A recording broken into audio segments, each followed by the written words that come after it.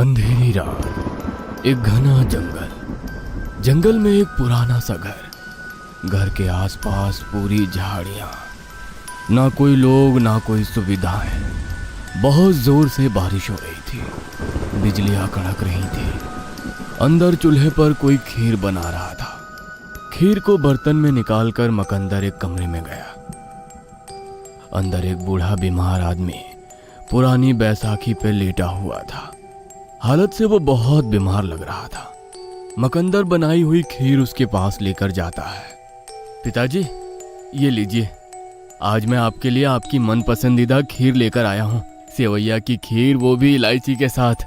मकंदर ने अपने पिताजी तिरुपति को खीर खिलाने की कोशिश की, मगर वो खा नहीं रहे थे, बस ऊपर एक जगह छत को देख रहे थे।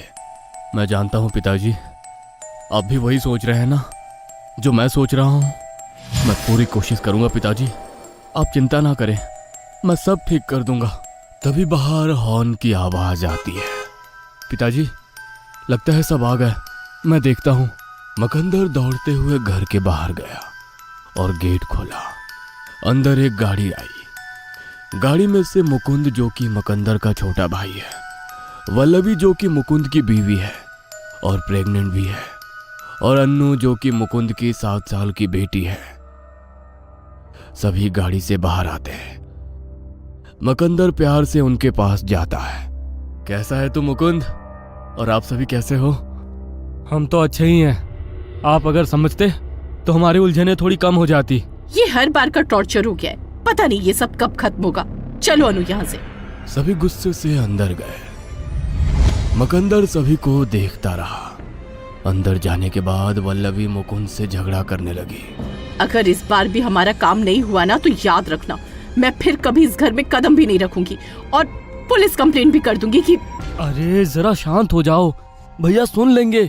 सुन लेते हैं तो सुन ले, इतनी बार बताया लेकिन इनके दिमाग में बात घुसती ही नहीं है। चिंता मत करो, इस बार सब ठीक हो जाएगा। मकंदर बाहर से मुकुंद और वल्लभी की बातें सुन रहा था। मकंदर ये सब सुन बहुत दुखी हुआ।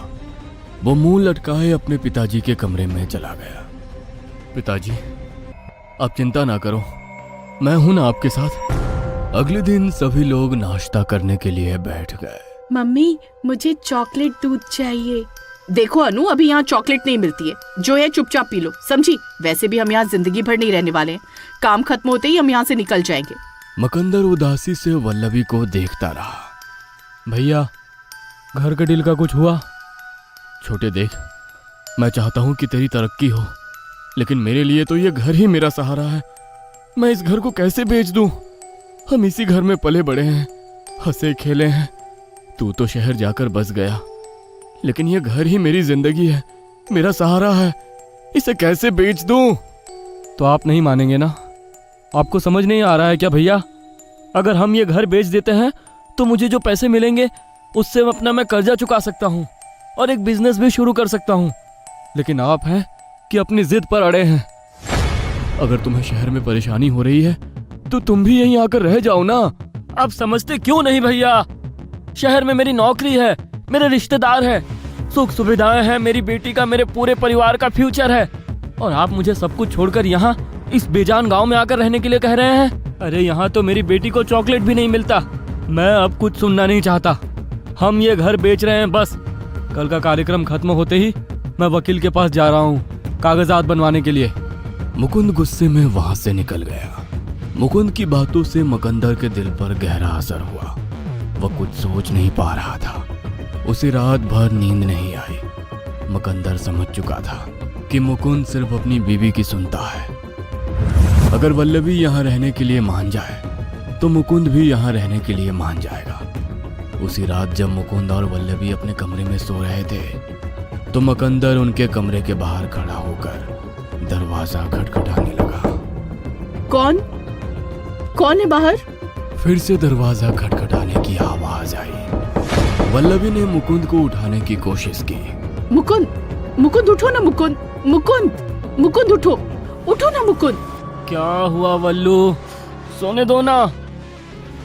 वल्लभी उठी और उसने दरवाजा खोला। बाहर मकंदर खड़ा था। आप इतनी रात को यहाँ क्या कर रहे हो? आपको नींद नहीं आ रही इसलिए हमें भी नहीं सोने देंगे क्या आप? मुझे तुमसे एक जरूरी बात करनी है, जरा बाहर आओगी? जरूरी बात? क्या जरूरी बात? बाहर आओ, सब बताता हूँ। मकंदर वल्लभी को घर के हॉल में लेकर आया। अपने हाथ में रखी पोटली उसे दिखाई। ये क्या है? वल्लभी ने पोटली खोलकर देखी तो उसमें बहुत सारे गहने थे सोने के। गहनों को देख वल्लभी की आंखें चमकने लगी। उसके चेहरे पर सोने की हवस की भूख दिखाई देने लगी। ये इतने सारे गहने, ये सब किसके हैं? और ये सब आप मुझे क्यों दिखा रहे हो? ये सब मेरी आई के गहने हैं। उसे सजने संवरने का बहुत शौक था।